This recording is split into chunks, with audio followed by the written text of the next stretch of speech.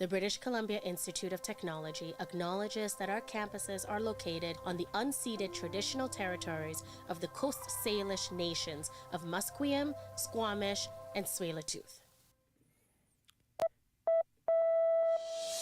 From the Broadcast Center at BCIT's Burnaby Campus, this is All Talk Radio. You're listening to 1680 The Crow. Good afternoon. I'm Max Mashman. The date is Thursday, January 11th, and these are your 3:30 headlines. Our top story.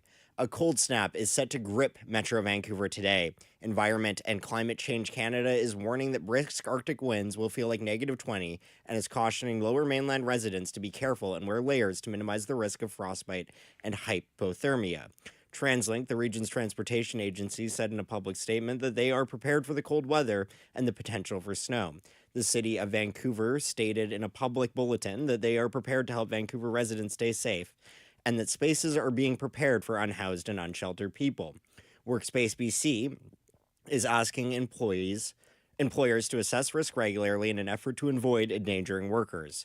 The strong winds is also expected to cause large waves across Metro Vancouver shoreline, which may lead to flooding, according to Environment and Climate Change Canada.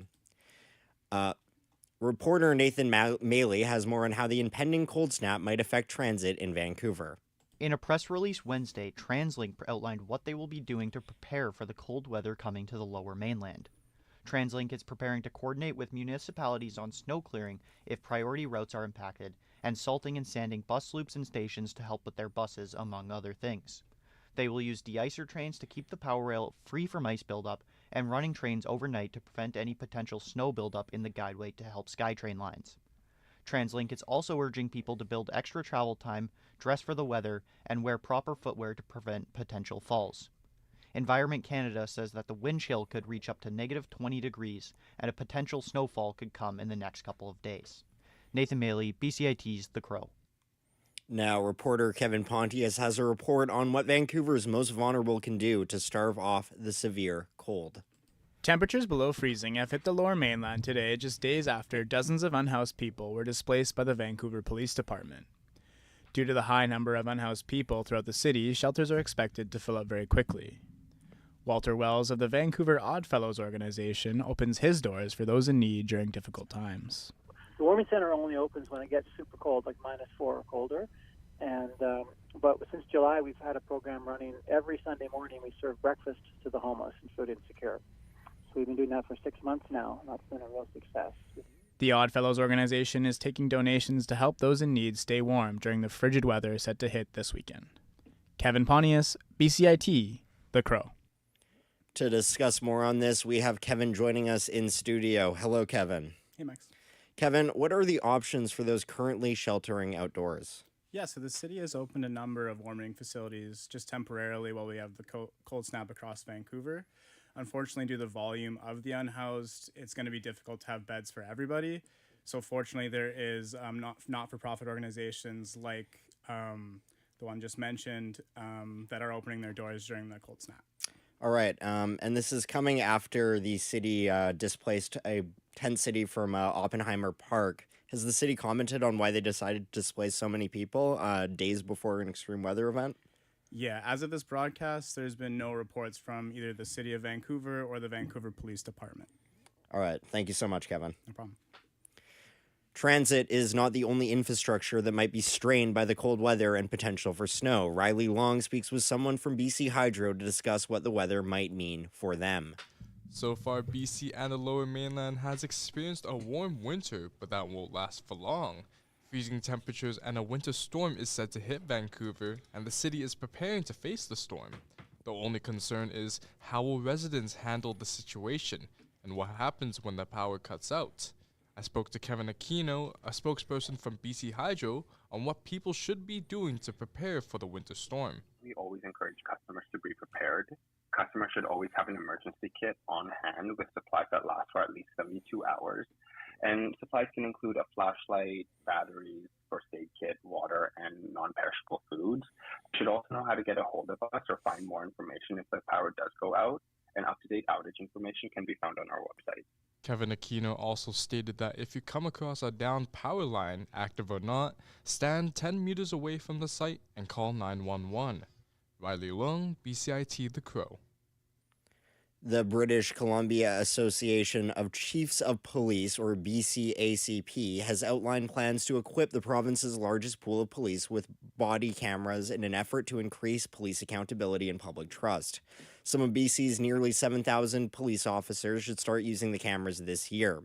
This coming after the National RCMP published an operational policy for body-worn cameras and how the force would implement them last October. In a press conference announcing the move, the top RCMP officer, Holly Tutton, emphasized the importance of proper training and respecting privacy in the implementation of the cameras. Vancouver and Delta have also experimented with giving their officers body cams.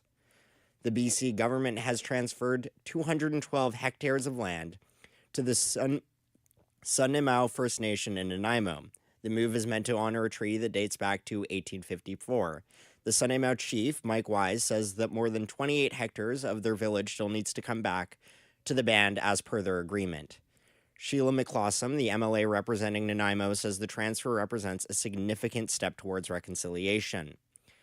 The RCMP are investigating a threat against Wilson Miao, the Liberal MP representing Richmond Centre. The video, which contains the alleged threat, was posted to Facebook and appears to show a man shooting a picture of Wilson before saying that the MP was going to get what is coming to him. Richmond RCMP executed a search warrant on the suspect and seized more than a dozen firearms. The investigation is still ongoing. A Saskatchewan judge is set to hear the legal challenge over a law that requires parental consent for children under the age of 16 to change their names or pronouns at school.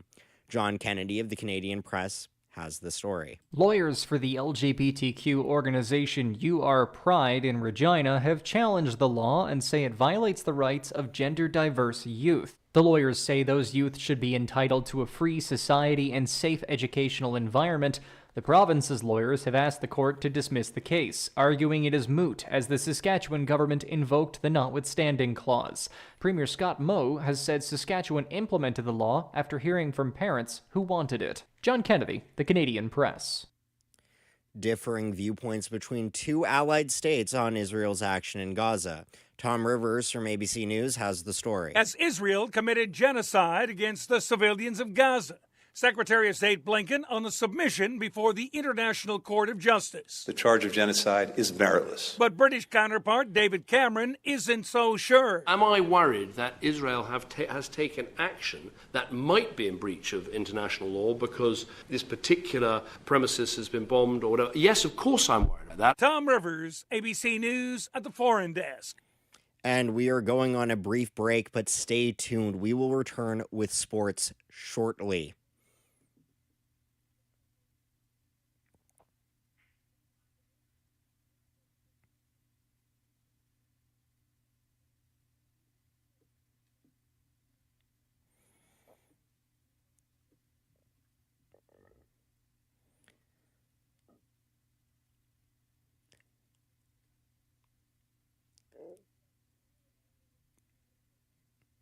Welcome back. I'm Max Mashman. This is BCIT The Crow, and these are your sports headlines. Our top sports story, the Vancouver Canucks are set to play the Penguins tonight in Pittsburgh, trying to maintain a 3-game winning streak. Several players and staff from the Canucks used to work under the Penguins, marking a return home for them, albeit on the other side of the rink. The list includes President of Hockey Operations Jim Rutherford and Canucks defensive development coach Sergei Gonchar. Among the players are Teddy Bluger and Sam Lafferty. Bill Belichick is officially out of a coaching job with the New England Patriots. The legendary New England coach led the Patriots to 6 Super Bowl victories, and all communication points to the split being...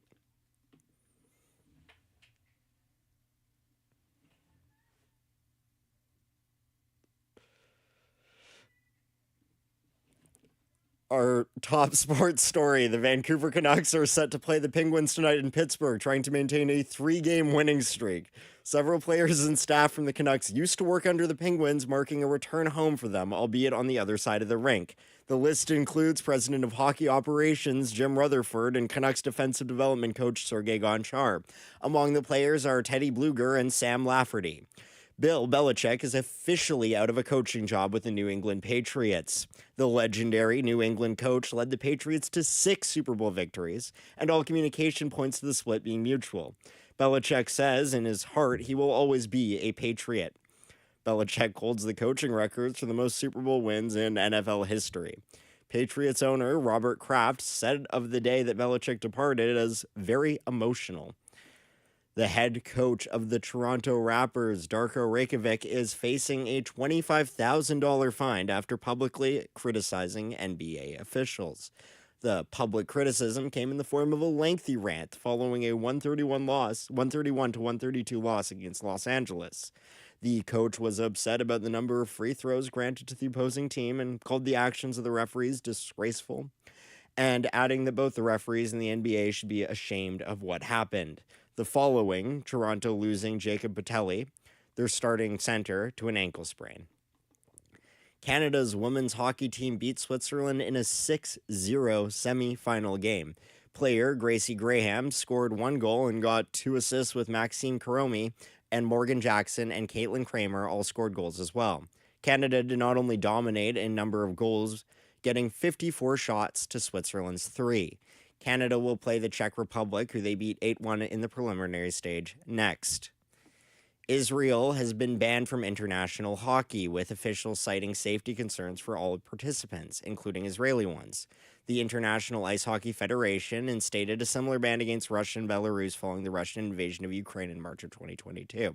International hockey is separated into tiers, with Israel typically playing in the lower ranks, meaning this will likely not have a big impact on international hockey finals. Now it is time for the weather. It is -2 degrees and snowing in Vancouver, with flurries expected to pick up throughout the afternoon. It is going to be a cold night with winds making it feel even colder, and the temperature is expected to drop well into the negatives. Make sure to wear layers, and if you are taking part in any outdoor activities, be conscious of the temperature and your health. For BCIT News, this has been Max Mashman, and these have been your afternoon headlines.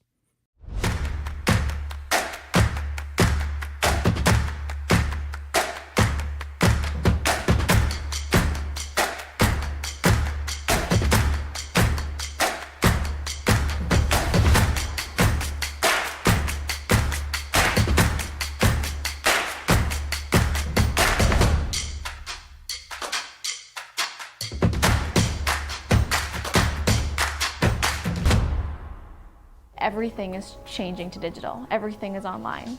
People aren't just waiting for the 6 o'clock news anymore. People want their news right now. They want to be able to go onto their smartphone, onto the internet, and see the news that they want to see. Vancouver is growing at, a really rapid rate, the Lower Mainland even, and with the tools that we're given here, we're able to cover all of that. Welcome to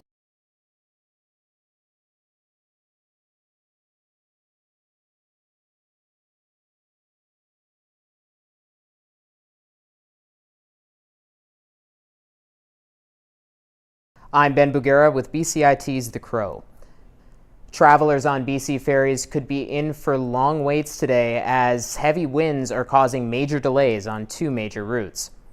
Ferries announced the cancellation of both the 7 a.m. and 9 a.m. sailings from Tsawwassen and Swartz Bay, as well as the 10:15 sailing from Tsawwassen to Duke Point, due to adverse weather conditions and high winds in the Strait of Georgia.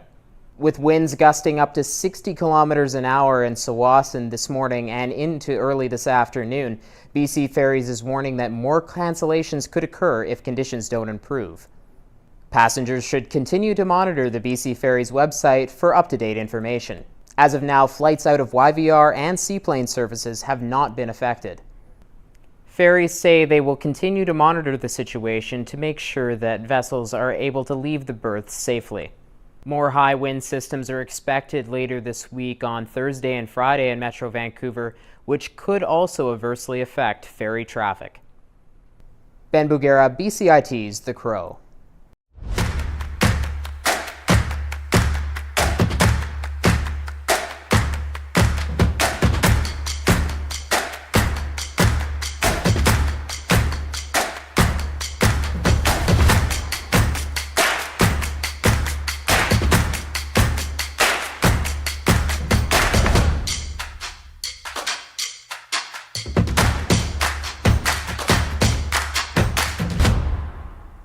everything is changing to digital. Everything is online. People aren't just waiting for the 6 o'clock news anymore. People want their news right now. They want to be able to go onto their smartphone, onto the internet, and see the news that they want to see.